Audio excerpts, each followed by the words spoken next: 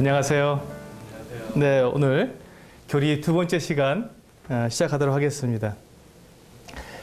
이번 시간에는 우리가 구원에 대해서 알아보겠는데요. 우리가 교회에 나오면 우리가 늘 받는 질문이 너 구원 받았니? 구원 받아라 하는 그런 말을 많이 듣게 될 것입니다. 구원을 받으라고 하는데 도대체 무슨 구원을 받으라는 것인지 어리둥절할 때가 있습니다. 그래서 이번 시간에 이 구원에 대해서 자세히 살펴보도록 하겠는데요. 얼마 전에 그 중국의 그 쓰촨성에서 지진이 났습니다. 그래서 많은 사람들이 죽거나 또 다치게 되었는데 소방대원들과 이 군인들이 막 동원이 되어서 그 무너진 건물 속에서 사람들을 구해내기 시작했습니다.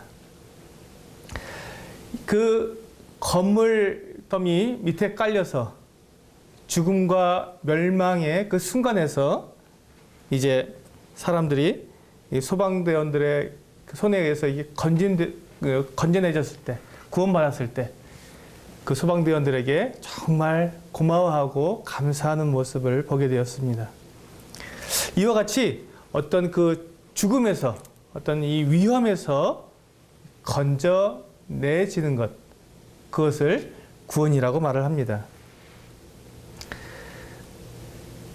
그런데 그 우리의 운명을 보면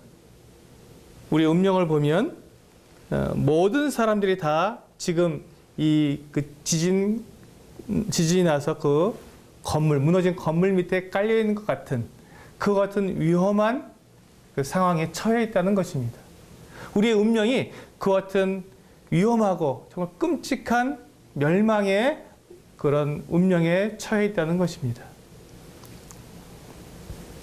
그래서 그 운명으로부터 그 멸망으로부터 우리가 건짐받아야 하는데 거기서 건짐받는 것을 우리가 구원받았다고 말을 하는 것입니다. 그런데 우리가 살펴보면 우리가 그 같은 아주 위험하고 아주 끔찍한 같은 운명에 처해 있는지 그런 위험에 우리가 놓여 있는지 잘 알지 못합니다. 마치 그 수십 미터의 그 폭포 낭떠러지 바로 위에서 아주 그 바로 조금만 더 내려가면 이제 그 폭포 낭떠러지가 있다는 것을 알지 못한 채 그 강에서 물놀이를 하면서 재미있게 놀고 있는 것처럼 이제 조금만 더 내려가면 그 폭포의 그 낭떠러지에 떨어질 수밖에 없는 그 운명인 것을 알지 못하고 그냥 즐겁게 놀고 있는 모습처럼 우리가 그렇게 살아가고 있는 것입니다. 그러니까 우리에게 구원받으라고 말을 할 때 그것이 잘 이해가 안 될 수도 있는 것이죠. 나에게 위험이 없는데요. 하지만 성경은 우리에게 분명하게 우리의 운명이 그렇게 곧 낭떠러지에 떨어질 것 같은 그 같은 위험한 운명에 처해 있다고 말씀하시는 것입니다. 사람은 누구나 다 죽음을 맞이하게 됩니다. 이것은 피할 수 없는 운명입니다. 이 운명이란 말이 무슨 뜻일까요? 정해졌다 하는 말입니다. 그런데 사람들은 이 죽음 이후에 있을 일에 대해서는 별로 생각하지 않습니다. 그냥 죽으면 그만이지 죽은 후에 뭐가 있겠어? 라고 말을 합니다. 하지만 하나님께서는 오히려 이 세상은 잠깐이고 우리가 죽은 이후의 삶이 우리 영원하다고 말씀하고 있습니다. 그리고 이제 죽은 이후에는 우리가 그 영원한 세상으로 들어가게 되는 심판이 기다리고 있다고 말씀하고 있습니다.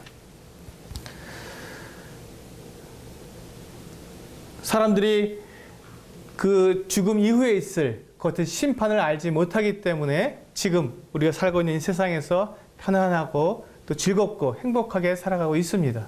그러나 그것은 곧 다가올 이 우리의 심판과 영원한 멸망을 알지 못하기 때문에 그렇게 살아가고 있는 것입니다. 로마서 3장 23절에서 말씀하고 있는 것처럼 모든 사람이 죄를 범하였기 때문에 하나님의 영광에 이를 수 없고 모든 사람이 다 이 심판을 통해서 멸망으로 들어갈 수밖에 없다고 하나님은 말씀해 주신 것입니다. 하나님께서 이렇게 정하신 것을 누가 피할 수 있겠습니까? 하나님께서 그렇게 정해놓으시고 약속하시고 그리고 우리에게 분명하게 말씀해 주신 그것을 아무도 피할 수 없기 때문에 우리 모두는 다 그렇게 영원한 멸망으로 들어갈 수밖에 없는 운명에 처해 있다는 것입니다. 우리가 처해 있는 이 운명을 우리가 인정해야 한다는 것입니다. 아니야, 난 내가 알지 못하는 건 내가 어떻게 그걸 믿을 수 있어 하고 우리가 부인해도 그 운명을 우리가 피할 수 없기 때문에 우리는 그것을 인정해야 한다는 것입니다. 그래서 그 피할 수 없는 그 운명, 그 피할 수 없는 그 멸망, 피할 수 없는 그 심판에서 우리가 건진받아야 하기 때문에 우리에겐 구원이 필요한 것입니다. 그런데 우리가 왜 그와 같은 운명에 놓이게 되었을까요? 우리가 죄인이기 때문에 그렇습니다. 지난 시간에 죄에 대해서 우리가 살펴보면서 본 것처럼 우리가 죄인이 된 것은 하나님께 속하지 않고 사탄에게 속해 있기 때문에 우리가 죄인이 되었다고 말씀을 드렸습니다. 우리가 하나님께 속하지 않고 사탄에게 속해서 사탄이 하나님을 반역하는 것처럼 우리도 역시 계속해서 하나님께 반역하고 있는 그와 같은 사람들이기 때문에 우리가 그와 같은 운명에 처해 있다고 저는 말씀을 드리는 것입니다. 하나님께 속하지 않았기 때문에 내가 사탄에게 속해서 내가 하는 모든 행동, 심지어 착한 행동까지도 하나님께 원수가 될 수 있다고 말씀을 드렸습니다. 바로 그와 같은 모습, 그와 같은 모습이 우리로 하여금 그 운명에서 벗어날 수 없게 우리를 만들어 놓은 것입니다. 우리가 사탄에게 속했다는 것을 어떻게 알 수 있을까요? 그것은 우리 마가복음 7장 21절에서 23절에 있는 말씀을 보면 알 수가 있습니다. 내가 죄를 짓지 않으려고 해도 내 마음속에서 나오고 있는 이 더러운 것들, 각종 죄악들, 악한 것들, 악한 생각들, 이와 같은 것들이 우리가 바로 그 하나님께 속하지 않고 사탄에게 속해 있다는 것을 분명하게 우리에게 증거해 주는 것입니다. 내 마음속에서 올라오는 것을 내가 억제할 수 없는, 내가 그런 생각을 하지 않으려고 해도 내 안에서 올라오는 그 악한 생각들이 바로 내가 사탄에게 속해 있다는 것을 내 스스로 증거해 주고 있는 것입니다. 또한 하나님께서는 우리가 분명하게 사탄에게 속해 있다는 것을 요한복음 8장 44절에서 말씀하고 있는 것입니다.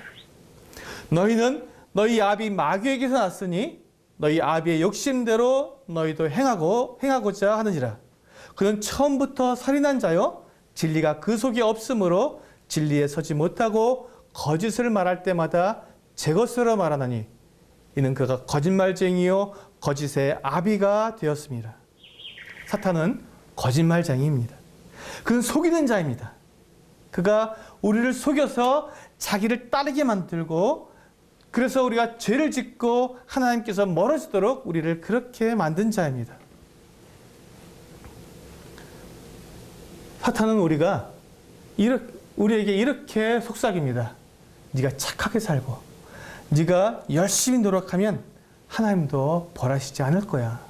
네가 그렇게 애썼는데 네가 최선을 다했는데 그런 너를 벌하시면 하나님도 아니지.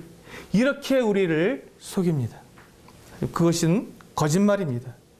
우리가 하나님께 속하지 않는 한 우리는 영원히 멸망받을 운명에 처해 있는 것입니다. 그래서 우리는 그 운명에서 우리는 구원받아야 합니다. 그렇다면 우리가 그렇게 사탄에게 속아서 사탄의 그 영향으로 우리가 짓는 죄 때문에 우리가 그 영원한 멸망으로 갈 수밖에 없는 운명이라면 우리는 어떻게 거기서 건진받을 수 있을까요? 정말 그 길은 있는 것일까요? 그렇습니다. 하나님께서는 우리가 사탄에게 속아서 그렇게 그 운명에 빠졌다는 것을 아시기 때문에 우리를 건져내시기를 원하셨습니다. 우리를 사탄에게서 건져내서 하나님께로 돌아올 수 있도록 해주고 싶으셨던 것입니다. 그러면서 사람들에게 이 죄의 대가가 얼마나 무서운 것인지 말씀해 주셨습니다. 죄의 대가가 얼마나 무서운 것일까요? 로마서 6장 23절에서 죄의 삭은 사망이라고, 죽음이라고, 영원한 멸망이라고 하나님께서는 말씀해 주셨습니다. 이 영원한 멸망은 우리가 생각할 수 없을 정도로 끔찍한 것입니다. 또한 히브리서 9장 22절에서 피 흘림이 없은즉 사함도 없다고 말씀하셨습니다. 용서받는 것, 우리의 죄가 용서받을 수 있는 길은 피 흘리는 것, 즉 죽음밖에 없다고 똑같은 말씀을 하고 계신 것입니다. 하나님은 지금 사람들에게 우리 사람들이 가고 있는 그 운명이 얼마나 끔찍한 것을 알고 거기에서 나오도록 우리에게 경고해 주고 계신 것입니다. 사실 하나님께서는요, 처음부터 이 죄의 결과에 대해서 처음부터 말씀해 주셨습니다. 아담과 하와에게 하나님께서는 분명하게 말씀하셨습니다. 하나님께서 명령하신 그 하나님의 명령에 불순종하게 되면 정령 죽으리라고, 죽게 될 것이라고, 영원한 멸망에 들어가게 될 것이라고 하나님께서는 말씀해 주셨습니다. 하지만 이 아담과 하와가 사탄에게 속았습니다. 사탄이 와서 그를 유혹했습니다. 너도 하나님처럼 될 수 있어. 네가 어떤 존재인데 한번 생각해봐. 네가 저 선악을 알게 하는 나무의 실과를 따먹는 그 순간 하나님처럼 될 거야. 그러니까 네가 하나님처럼 되는 것을 하나님께서 싫어하셔서 그걸 못 먹게 하시는 것이지, 너 그거 먹는다고 죽는 거 아니야 하고 사탄이 아담과 하와를 속였을 때 아담과 하와는 그 말에 속아 넘어갔습니다. 그리고는 그들이 사탄에게 속하게 돼서 하나님과 원수가 된 것입니다. 사실 아담과 하와가 그렇게 하는 것이 그들이 사탄의 노예가 되는 것인 줄을 알지 못했습니다. 그러나 그가 그렇게 했을 때 그는 사탄의 노예가 된 것이죠. 그가 그렇게 하는 것이 죄의 노예가 되는 것이라고 생각하지 못했지만, 그러나 결과적으로 그들은 죄의 노예가 된 것입니다. 죄와 더불어 살게 된 것이죠. 그래서 그 결과는 끔찍했습니다. 하나님은 사탄을 벌하시기 위해서 그 지옥을 준비해 놓으셨습니다. 마태복음 25장 41절에 보면 분명하게 그 마귀와 그 사자들을 위해서 준비해 놓으셨다고 하나님께서는 분명하게 말씀해 주고 있습니다. 하지만 사탄에게 속한 사람들은 그 사탄과 그 사자들과 함께, 사탄과 함께 사탄에게 속해 있기 때문에 같이 그 영원한 지옥, 그 불못에 던져지게 되는 것입니다. 요한복음 3장 16절에 하나님께서는 이 사람들을 사랑하셨다고 분명하게 말씀해 주셨습니다. 너무나도 사랑하셔서 그들을 구원해 주시기로 작정하신 것입니다. 그런데 어떻게 하나님께서 이 사탄에게 속아서 죄를 짓고 하나님을 떠나서 하나님께 반역하고 있는 이 사람들을 구원해 주실 수 있을까요? 그냥 아무것도 없었던 것처럼 그냥 구원해 주실 수 있을까요? 그렇지는 않습니다. 그렇게 할 수는 없습니다. 그것은 하나님의 본성에도 맞지 않고, 그렇게 하신다면 많은 피조물들이, 천사들도 하나님을 하나님처럼 존경할 수 없을 것입니다. 그래서 하나님께서는 하나님의 방법에, 하나님께 어울리는 방법으로 하나님께서는 사람들을 구원하셔야 했습니다. 사람들이 지은 죄에 대한 대가를 반드시 치러야 했던 것이죠.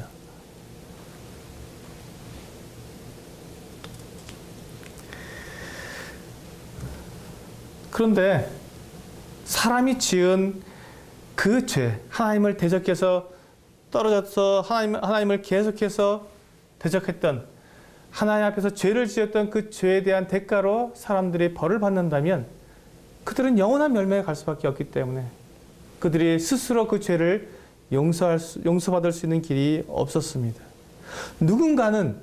하지만 그 누군가는 그 죄에 대한 대가를 받아야 했는데 사람은 그것을 감당할 수 없었기 때문에 하나님께서는 다른 방법을 택하셔야 했던 것입니다. 하나님께서는 그래서 아주 확실한 방법을 한 가지 마련해 오셨습니다. 그것은 이 세상에 있는 모든 사람이 지은 모든 죄보다도 더 큰 대가를 치르시는 것이었습니다. 사탄이나 천사들이나 그 어떠한 존재도 하나님 그것은 뭐 별거 아닌 대가를 가지고 어떻게 그 사람들을 구원하셨습니까? 이렇게 말할 수 없을 정도로 모든 사람들의 모든 죄를 다 완전히 그 대가를 치를 수 있을 만큼 큰 대가를 치르기로 하셨던 것입니다. 그 누구도 상상할 수 없는 값을 치르시기로 결정하셨습니다. 하나님께서는 그렇게 상상할 수 없을 만큼 큰 값을 치르시기로 적정하셨던 그 마음을 사람들에게 미리 알려주셨습니다. 그래서 사람들이 죄를 지으면 그 죄와 아무런 상관이 없는 짐승을 잡아서 죄의 값을 치르도록 명령을 하셨습니다. 사람이 지은 죄를 용서하기 위해서 하나님은 죄 없는 짐승의 피를 흘리게 하신 것입니다. 저가 얼마나 끔찍한 것인지를 알도록, 그리고 그 죄를 해결하기 위해서는 사람 스스로 할 수 없다는 것을 알게 하도록 하나님께서는 사람이 죄를 지었을 때 한 짐승의 목숨을 내놓도록, 짐승이 피를 흘리도록 그렇게 하신 것입니다. 그것을 보면서 내가 아니라 내 죄가 용서받기 위해서는, 내 이 멸망에서 내가 구원받기 위해서는 내가 아닌 다른 어떤 대속물이 필요한 것이구나, 다른 어떤 제물이 필요한 것이라는 것을 알도록 하나님께서는 그렇게 보여주신 것입니다. 미리 사람들에게 그렇게 알려주신 것입니다. 하지만 이 짐승의 피값으로는 사람의 죄를 다 용서할 수는 없습니다. 사실 이 세상에서 사람보다 더 가치 있는 것은 아무것도 없습니다. 그 무엇으로 사람과 비교할 수 있겠습니까? 사람이 이 세상에서 가장 존귀하고 가치 있기 때문에 사람의 목숨값을 대신할 수 있는 것은 아무것도 없습니다. 그래서 사람의 목숨을 대신할 수 있는 가치를 지닌 분은 오직 하나님밖에 없는 것입니다. 아니, 하나님은 이 세상에 있는 모든 사람들의 목숨을 대신하기에 충분하고도 넘치는 그런 값을 가지고 있습니다. 하나님께서 사람들을 위해서 희생하신다는 것은 너무나 큰 값이기 때문에 사람들은 그것을 상상조차 할 수 없었던 것입니다. 그런데 사람들이 생각할 수 없었고 그 누구도 예상할 수 없었던 그 희생을 하나님께서 치르시고자 이 땅에 자신을 사람의 모습으로 오신 것입니다. 그래서 예수님이 오신 것입니다. 그래서 사람들의 그 모든 죄를 다 용서하시기 위해서 사람이 친히 자기 스스로 해결할 수 없는 그 죄를 해결하시기 위해서 넘치는 값으로 그 누구도 말할 수 없는 그 큰 값을 치르셔서 우리를 구원하시기 위해서 예수님이 오신 것입니다. 히브리서 9장 12절에 이렇게 말씀해 주셨습니다. 염소와 송아지의 피로 하지 아니하고 오직 자기 피로 영원한 속죄를 이루사 단번에 성소에 들어가셨느니라. 염소와 송아지의 피, 짐승들의 피가 아니라 오직 예수 그리스도 하나님의 아들이신 그분의 피로 영원한 속죄를 이루셨다고 말씀해 주셨습니다. 예수님의 피는 일시적으로 그냥 잠깐 한두 가지 죄만 용서해 주시는 그러한 효력만 있는 것이 아닙니다. 그분은 영원한 속죄를 이루신 것입니다. 예수님이 흘린 피의 가치는 이 세상의 모든 사람들이 지은 모든 죄를 다 용서해 주시기에도 충분하고도 넘칩니다. 그분은 하나님이시기 때문에 그렇습니다. 예수님은 이 모든 것들을 알고 이 세상에 오셔서 그렇게 자신을 희생하셨습니다. 마태복음 26장 28절에 예수님은 이렇게 말씀해 주셨습니다. 이것은 죄 사함을 얻게 하려고 많은 사람을 위하여 흘리는 바 나의 피, 곧 언약의 피니라.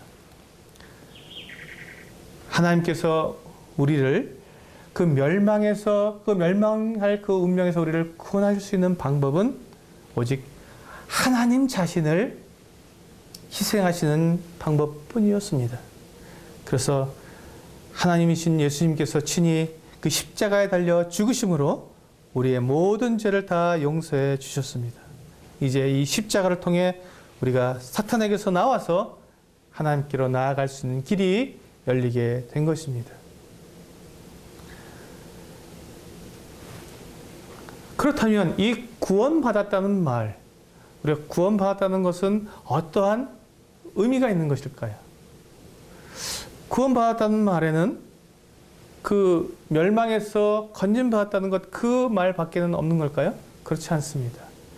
우리가 구원받았다는 말에는 정말 하나님께서 우리에게 베풀어 주신 아주 놀라운 그와 같은 은혜들이 포함되어 있는 그와 같은 말입니다. 그래서 그 의미에 대해서 잠깐 저와 함께 살펴보도록 하겠습니다. 첫째로, 이 구원받았다는 말은요, 앞에서 우리가 살펴본 것처럼 용서받았다는 의미가 있습니다. 우리가 사탄에게 속아서 사탄의 편이 됨으로써 하나님과 원수가 되었었는데 그 같은 우리를 하나님께서 용서해 주신 것입니다. 우리가 사탄에게 속아서 죄를 짓고 악한 일을 했던 그 모든 것들을 다 용서해 주신 것입니다. 그래서 구원받았다고 하는 그 말에는 우리가 용서받았다고 하는 말을 그 의미를 가지고 있는 것입니다. 둘째로 이 구원받았다고 하는 말은요, 거듭났다는 의미가 있습니다.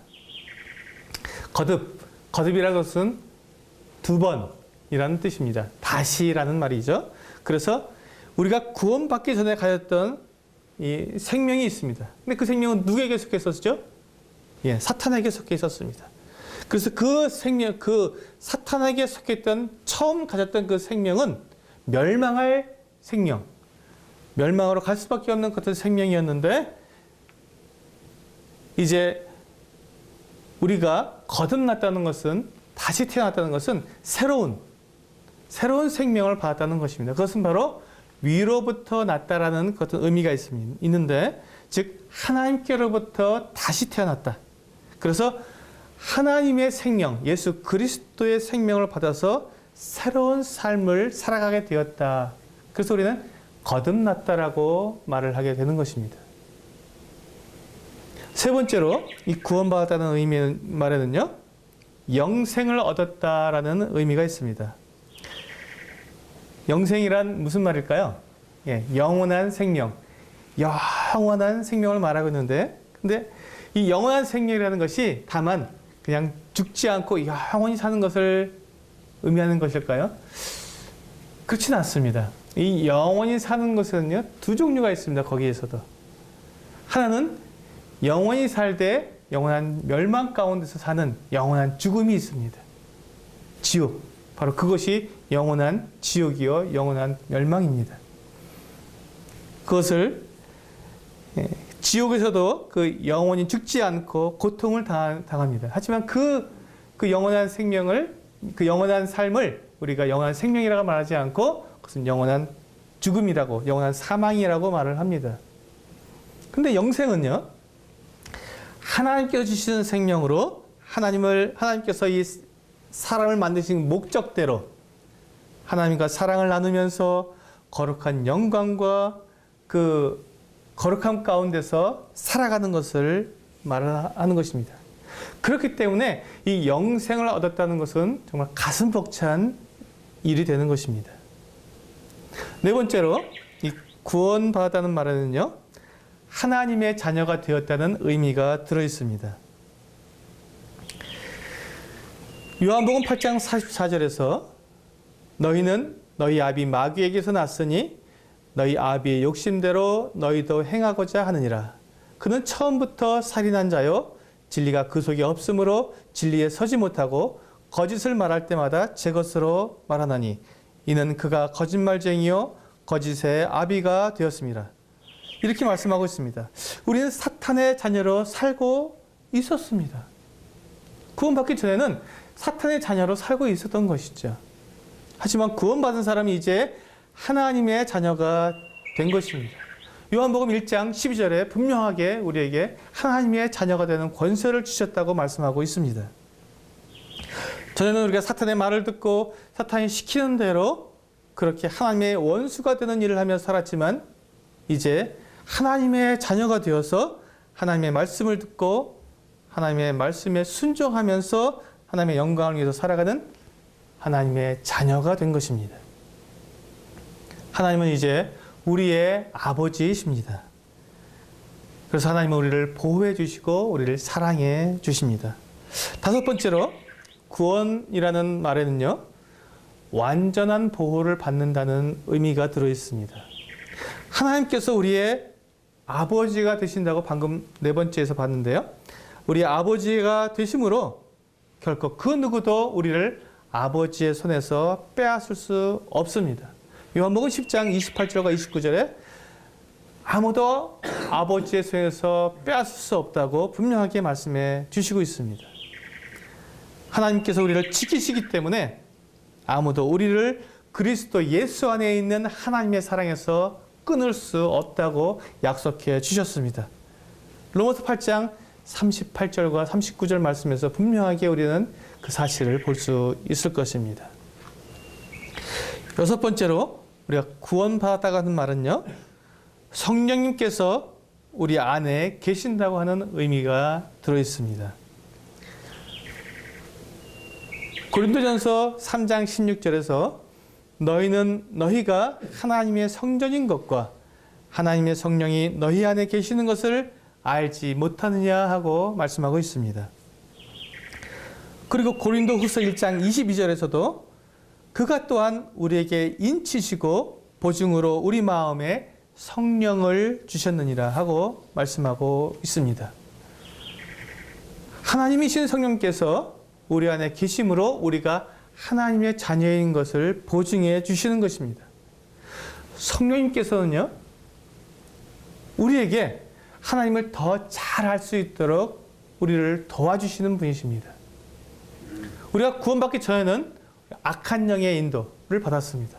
사탄의 인도를 받았죠. 사탄이 우리를 유혹하고 우리를 이끄는 대로 우리가 따라갔습니다. 하지만 이제는 성령님께서 우리를 인도하시기 때문에 우리가 성령님의 인도하심을 받아서 살아가고 있는 것입니다. 마지막으로 일곱 번째, 이 구원이 가지고 있는 의미는요, 영광스러운 미래를 의미하고 있습니다.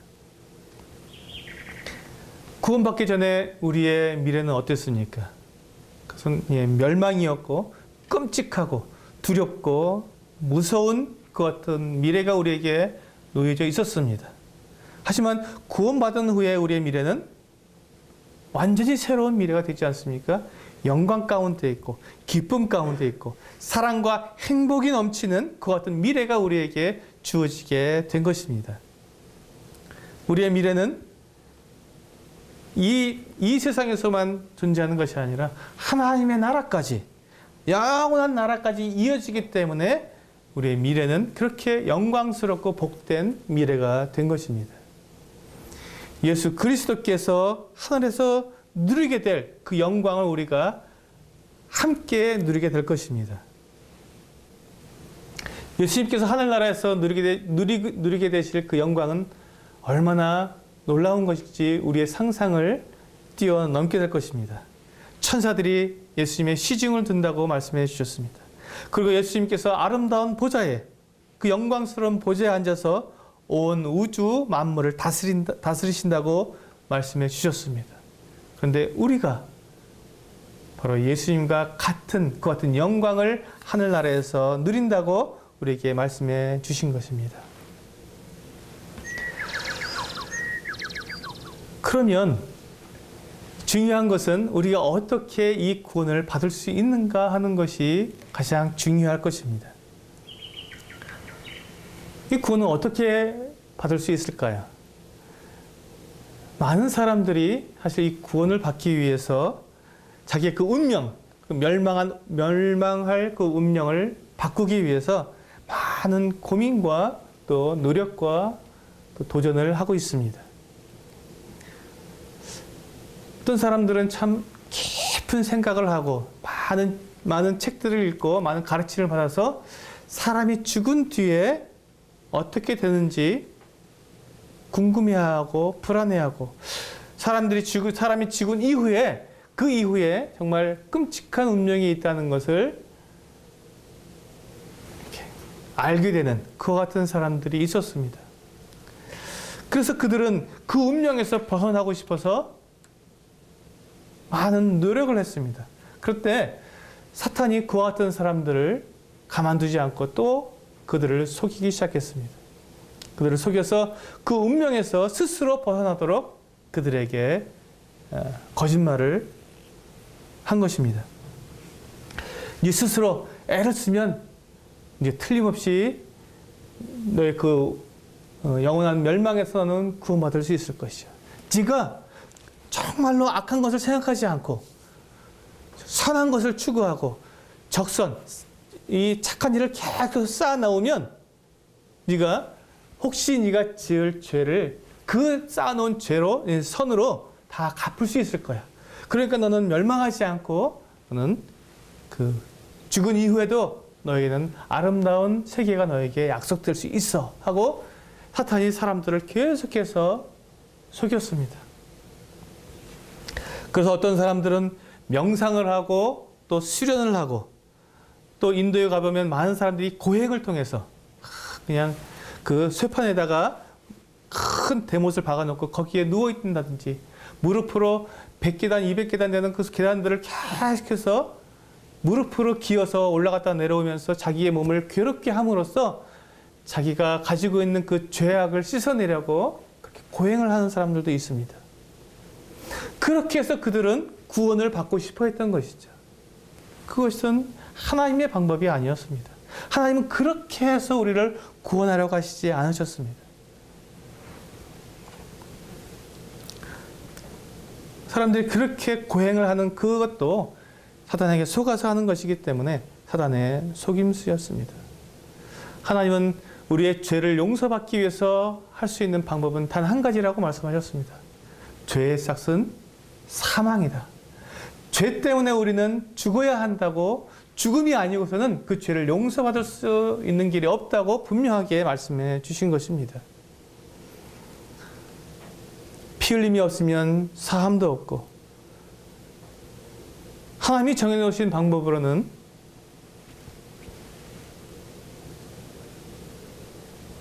그 죄가 용서받기 위해서는 반드시 죽음이 필요하다는 것입니다. 하지만 사람들은 그 방법이 아니라 어떻게든 자기의 노력으로 구원받을 수 있는 길을 찾아보려고 애를 쓰고 있습니다.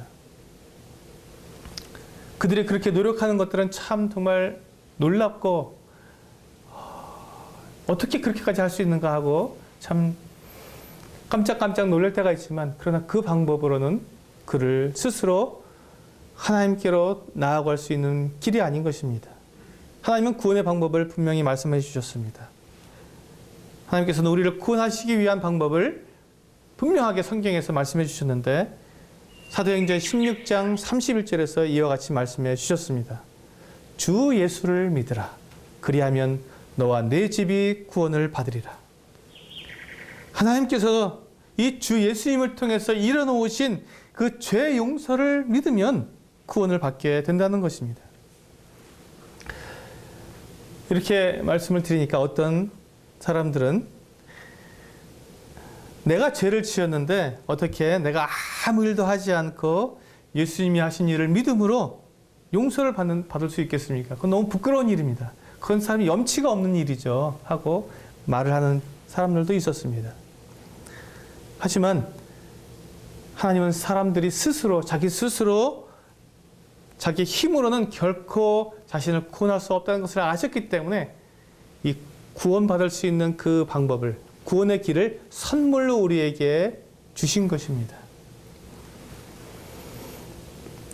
그런데 사람들이 그 선물을 감사함으로 받지 않고 자기 노력으로 받으려고 하는 것, 그것은 한번 생각해 보십시오. 그것은 오히려 하나님을 부끄럽게 만드는 것이 아니겠습니까? 아버지가 내 생일에 아주 멋진, 내가 가지고 싶었던, 평소에 가지고 싶었던 그 선물을 마련해서 가지고 오셨습니다.